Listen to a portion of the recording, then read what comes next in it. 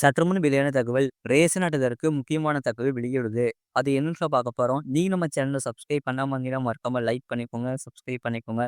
உங்க நண்பர்களுக்கு தெரியப்படுத்த ஷேர் பண்ணுங்க. அனைத்து மாநிலங்கள், யூனியன் பிரதேசங்களிலும் தேசிய உணவு பாதுகாப்பு சட்டத்தின் கீழ் 100% டிஜிட்டல் மயமாக்கப்பட ரேஷன் கார்டுகள் சுமார் 80.5 கோடி பயனாளிகளை உள்ளடக்கிய கிட்டத்தட்ட 20.5 கோடி ரேஷன் கடைகளில் விவரங்கள் மாநிலங்கள், யூனியன் பிரதேசங்களில் வெளிப்படைத்தன்மை இணையதளங்களில் கிடைக்கின்றன.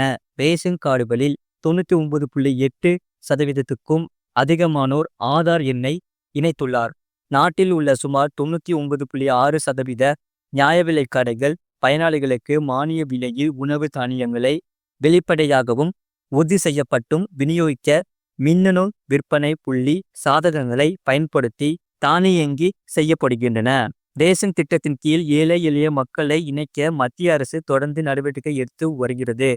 அதே நேரம் தகுதியற்ற நபர்களுக்கு இதன் பயன் கிடைக்க கூடாது என்பதிலும் கவனமாக இருக்கிறது.